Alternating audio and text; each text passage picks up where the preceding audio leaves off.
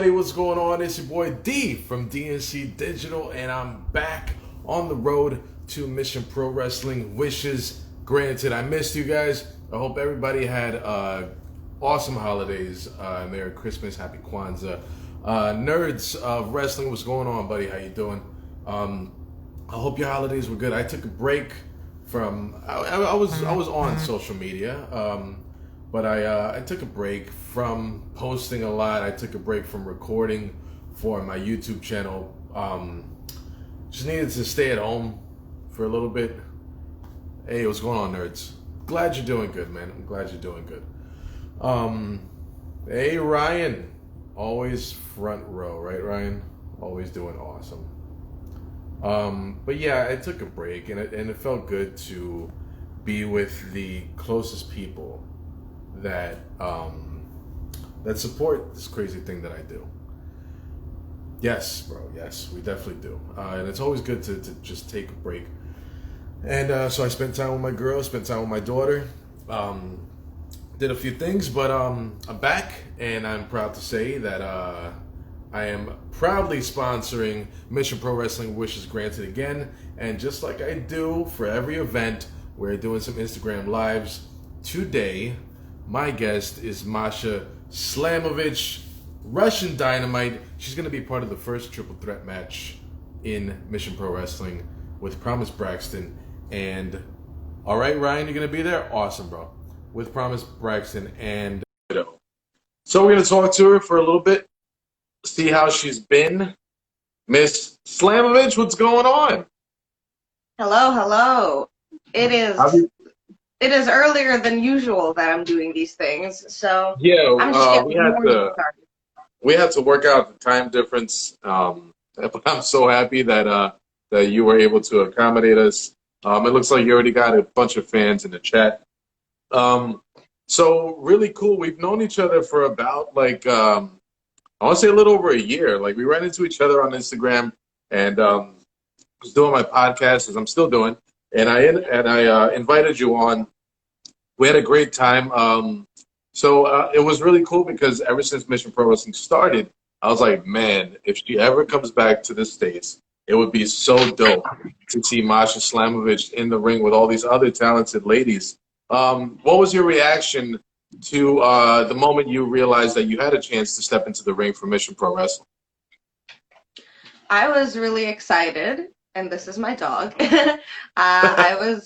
I was really excited because there was several podcasts where I'd said that I wanted to work for Mission Pro Wrestling, Okay. and I figured since I've been away in Japan, they're not like aware of me. Like people may have forgotten about me because I've just been gone for like a whole year. But clearly that wasn't the case because after talking with Gorilla Press, he helped me reach out to Thunder Rosa and everybody at Mission Pro Wrestling, and then they were pretty quick to be on board with working together for Wishes Granted. So I was very excited about that being a very possibility in the very near future. Definitely. I want to shout out Gorilla Press in the chat right now. He's always supporting Mission Pro Wrestling, always making moves to make sure that Mission Pro Wrestling has some of the best wrestlers. So Masha, I want to ask because when we first did the interview for my podcast, and those who want to see the podcast can check it out on my YouTube channel, DNC Digital. We talked about the culture shock of going to Japan and the different food over there. What is the first thing you're going to eat when you get back to the States? So this is like the most New York answer ever, but it's gonna be a bacon, egg, and cheese and a Snapple. Oh, but bacon, egg, and cheese on what kind? Is it on a bagel? On a roll or like a On a bagel or some sort of bread because in Japan like bagels aren't really like a thing, which has been the heartbreak of my life. But I mean we have literally everything else here, so it's fine. So I know we got a lot of fans of you, but for those that are watching that may not be familiar with you, you definitely you have a swimming background where your mother would have you doing practices in swimming. How important do you think that was into your wrestling career? definitely my swimming background and my background in, other sports such as track and field, weightlifting, all that stuff. That's all played a very big role, you know, not only with things like, having strength and having good cardio, but also just with discipline where I can wake up and even if I'm gonna like be a little bit of a procrastinator, I'm still gonna get up and get shit done that I know needs to get done because, if it has to happen, it has to happen and there's no discussion about it. So I feel like that was something that was ingrained in me early in life because my mother would be like, "Get up, we're doing this." Like, stop arguing because we're going out that fucking door. Yeah, let's talk about more about your mother. She was a very influential person. Can you tell me what your mother was like in making sure that you didn't get too hard on yourself or any moment that you thought of stopping a certain sport? My mother was always, she was skeptical about wrestling because she thought that it was like weird and she's just like, oh, this is like she had all kinds of ideas about what it was and what it wasn't, especially, having watched like some of it in the early 2000s with me while I was watching it. She's like, hey, what the hell is this? So, but she knew that I wasn't gonna stop like going towards it because it was the only thing that I've ever wanted to do. And she's never encouraged me to quit any sport, and I've done so many. She was always encouraging me to keep going in everything. She was like, hey, if you want to do it, do it. And just generally quitting anything was not really an option. It was frowned upon in my family and in my culture. So she only has herself to blame when it comes to trying this sport, professional wrestling, when she's like, I kind of don't know, but you've already ingrained it in your head that you do not quit, thanks to mom. And that's awesome. Can you tell me about how you've settled in to Japan? I know on your social media you have a very tight-knit group of women around you. Tell me what the dynamic is like between all the wrestlers and if it's any different for you because you came from the States. At first it was different, especially because I was here with Del Miexo. So it was like the foreigners kind of stuck together and everyone else kind of stuck together. And aside from training together, they just like let us be and let us do our thing. And then like all of a sudden it was like boom, okay, so now I'm the only one here and there's no one else coming for the foreseeable future because of the pandemic. So I kind of was like, all right, now I have to like be social. And I'm pretty like antisocial. I'm kind of an introvert, a loner, if you may. So I'm like, socializing and then socializing in a different language and having to like do all these hand gestures, trying to explain things and like Google Translate. But I mean, look, I get along with all the girls here great. We've discovered this like weird combination of Japanese and English trying to like get our points across and it works. We've gone out to like at a restaurants and this and that and the next always having a good time. So the dynamic is pretty good. Like everyone here at Marvelous truly cares about each other like a family and it's a great environment. I feel really at home here. I'm so glad you feel at home because it that can easily happen when you're somewhere where you're not close to anybody, who your family or your close friends. One thing I really enjoy about traveling is learning about different customs, different traditions.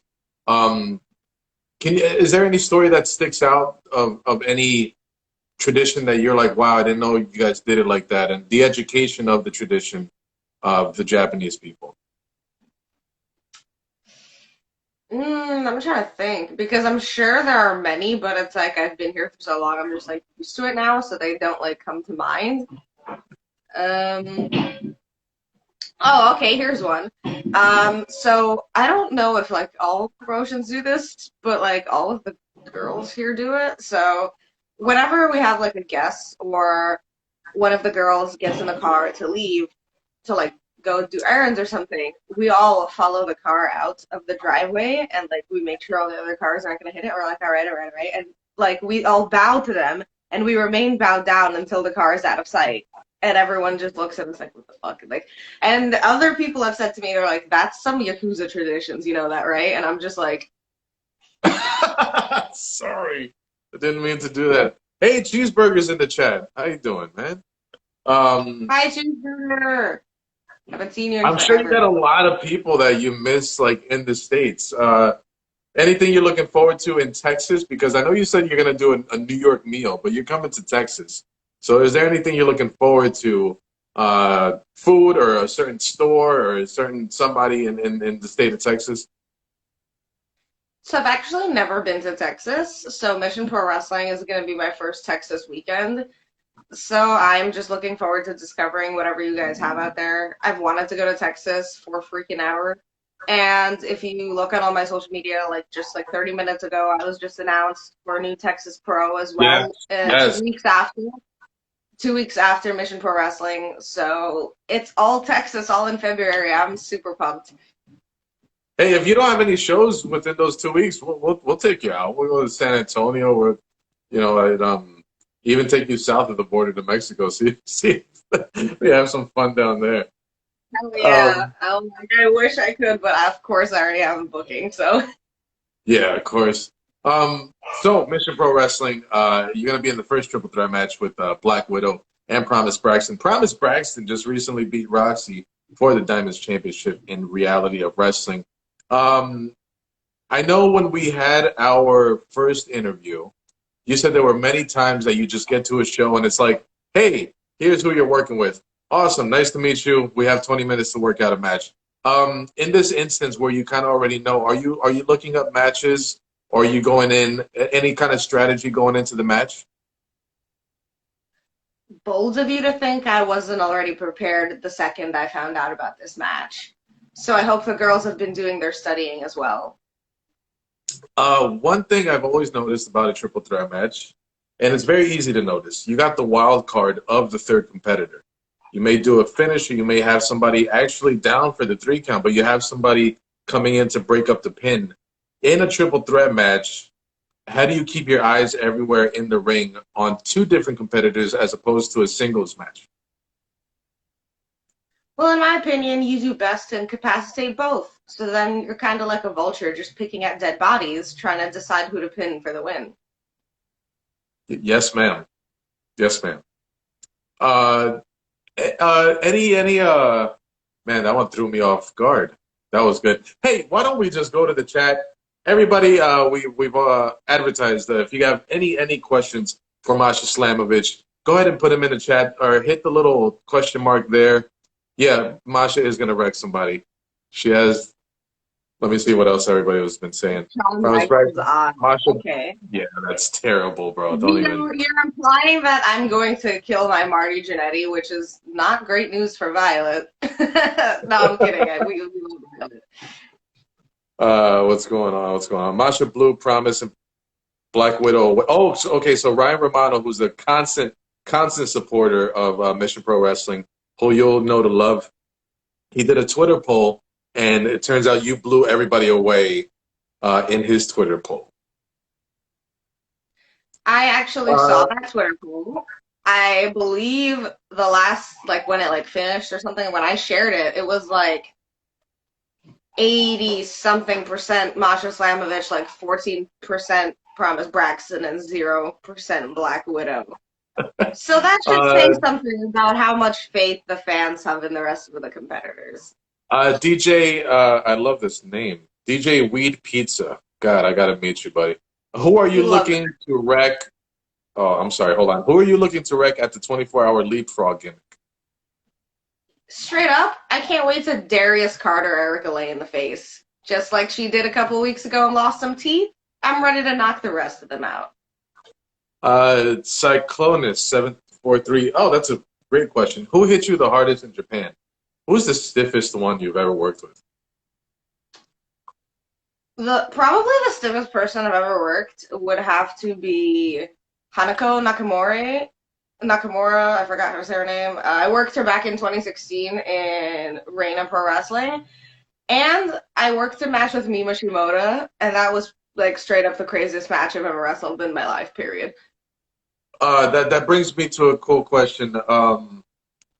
I just want to cover some stuff that we already covered in the interview, but since we're live, we can talk about it again. What is the difference between like they call working snug, working kind of stiff, and it's reciprocated. What's the difference between that and just somebody taking advantage of another person's body?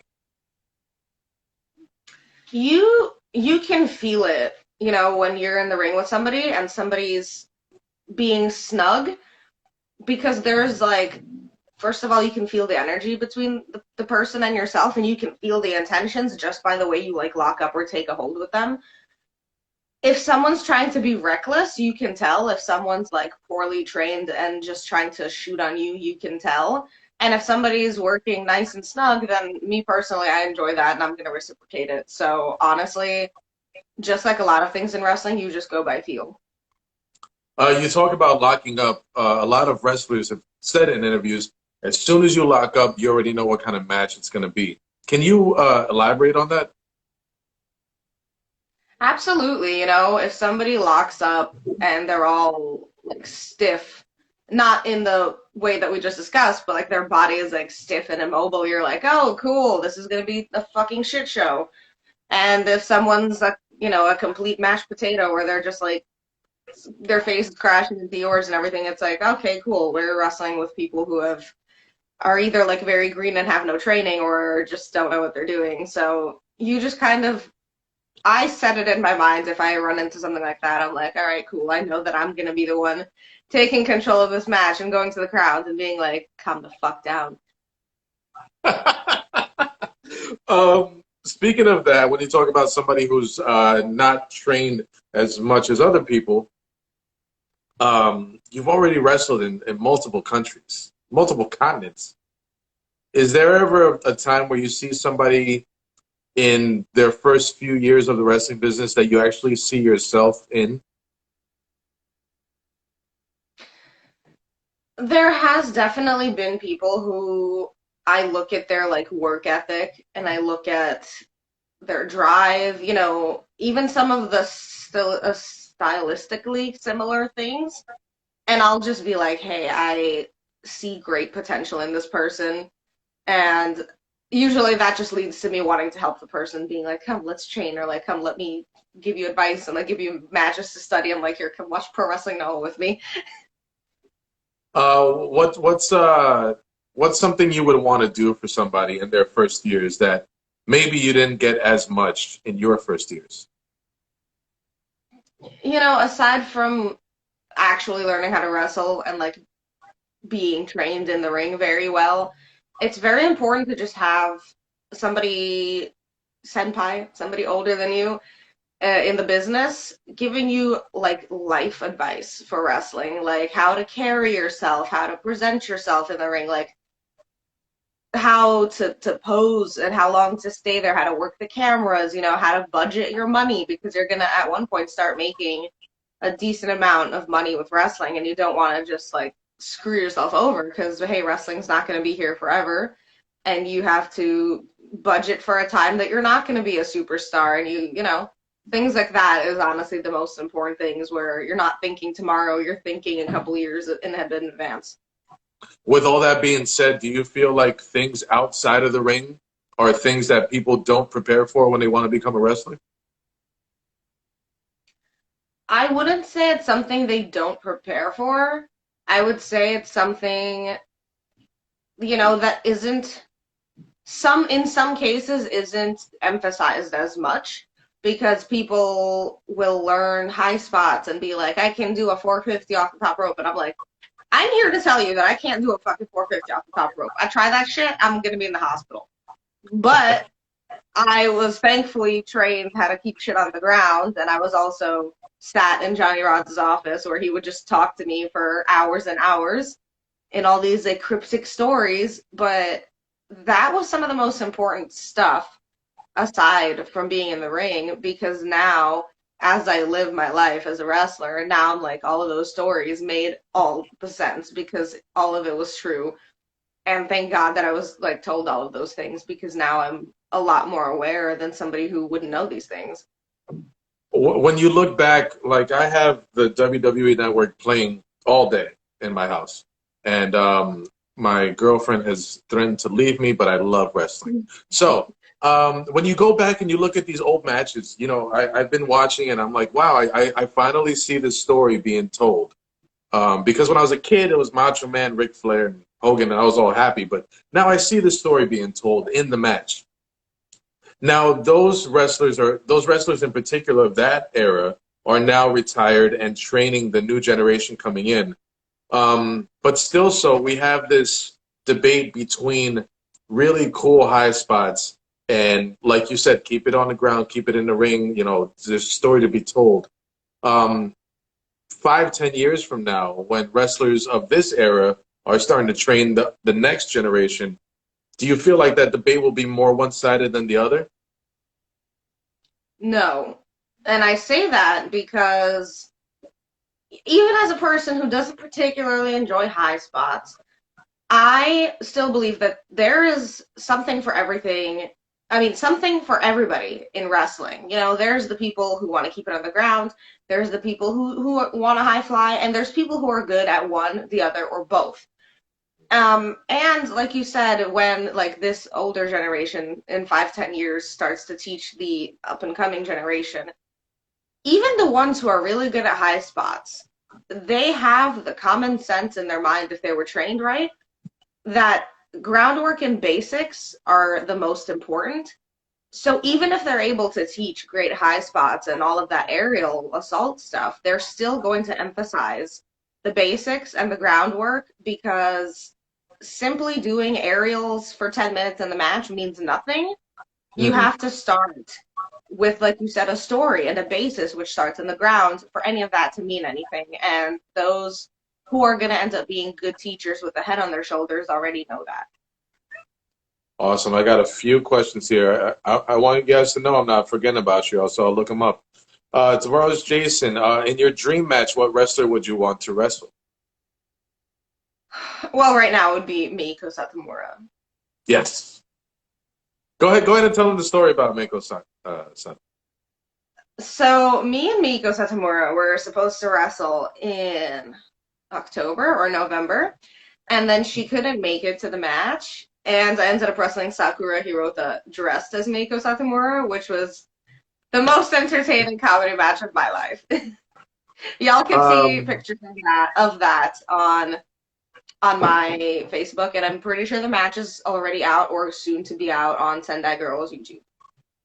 Starbucks or Timmy's? Timmy's all day, every day. Inject it into my veins. I got to look that one up. Gorilla Press asking Masha versus Muda. Someone book it. All right, I'm going to look these up. It's going to come on the screen. As long as they're not stupid questions, guys, be respectful. Rising Phoenix, how did the opportunity to go to Japan arise? So the first time when I went in 2016, I was wrestling with the school that I was training at, World of Unpredictable Wrestling, run by Johnny Rods. And we had scouts from Japan come in, and they were watching us train. They trained with us. And then they asked me and like another girl and some ladies from Mexico to have an exhibition match, which they watched, and apparently they chose me to come to Japan to have my debut. Later now, for this tour with Marvelous Pro Wrestling came to the United States and had a tryout, which I took part in, and once again, apparently, I was chosen to come to Japan. When you have an instance where you're in your school and people come in from out of town scouts, you know, for other promotions, is that more nerve-wracking than just wrestling in front of your trainer every day, or how does that feel? I mean, it's definitely more high pressure because, you know, if you mess up in front of your trainer, like, cool, whatever, he's just going to tell you to, like, do it again and, like, tell you how to fix it. But other promotions might just be like, hey, she's green, she doesn't know what she's doing. Or, you know, there's a million things that they could think about depending on what screw up it is. But the most important thing to show those people is work ethic and attitude and the fact that you're serious. Because, you know, when they came to Johnny Rods, I was green as grass. I literally had not debuted. I debuted once they chose me and took me to Tokyo. Yeah. But they were like, she's serious about her work. Her basics are very crisp. She can sell well. Whenever we're doing workouts, she always, she doesn't stop. She keeps going. So that's it. Literally, you have to be slightly militant, in my opinion, with yourself. Fair. Yeah. Okay. And you just have to do your best. And you better make sure you're ready, not be like, hey, I'm going to start getting ready when I know these scouts are coming. You have to be ready all the time. You have to be working like there's people watching you all the time so that when the time comes, you're already prepared and you don't have to worry. Got Jay Garman, 31. Top 3 favorite workers in Japan that Masha wants to work with more or has never worked with but wishes to. It's a strange, well, not strange, but that's a very specific list. Okay, so let's do 2 different lists then. 3 favorite workers that you want to work with more. Okay. For sure, it would have to be Chihiro Hashimoto, Dash Chisako, both from Sendai Girls. And if I had to pick somebody else on that list, I feel I just spoke to somebody about this last night and I completely forgot because I was doing another one of these. I'm trying to remember everybody that I wrestled. Like it's been so many people. Oh, I guess I would want to wrestle Nagisa Nozaki from Pro Wrestling Wave more because she's really good. And we haven't had a singles. We've only done gauntlet style matches. Okay, we have never worked with but wishes to, so Mako is already in there. Do you have another 2 on your wish list? Like you said, Meiko's obviously in there. Yoshiko from Seedling is definitely somebody I want to have a go at it with. And I didn't get to work Kaho Kobayashi from Oz Academy when I was here last time, so I'd really like to work her still. Awesome. I got a great question here from Ray. Go ahead and hit that one. It's going to be a deep one. What type of legacy do I want to leave? I've said this again before, and I'll say it again. The legacy that I want to leave is to be one of the best women to have ever done it. I want to be remembered when I die. I want to make history. I want to make history around the world, in Japan and the United States. I want to be known as somebody who always brought it in the ring. And I want to be known as one of the best. And that doesn't mean being the flashiest. It means somebody who can really go. And if I can leave a legacy, even half of like the legacy that Dynamite Kid left and being the innovator that he was of his generation, then I would die happy if I was to be remembered years later and inspire future generations of wrestlers. Speaking about inspiring future generations, you're going to have little kids in the crowd at Mission Pro Wrestling, wishes granted. Excuse me. What kind of feeling do you get knowing that you have a platform that little girls can, look at, especially now in this era where it sounds weird to say in 2021, but women are like finally, on the level that they deserve.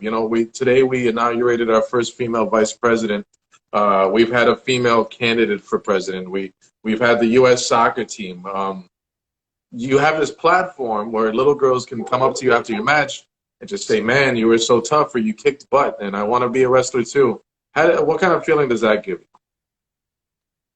It gives me a very great feeling because in a way I'm going to get to be what I didn't have when I was growing up as a kid, because I have always looked up to like male wrestlers. I've always connected more with the aggression and the attitude of male wrestlers. So, obviously I watched like Lee Adventure Stratus and stuff, but I never looked at them and I was like, I want to be them one day.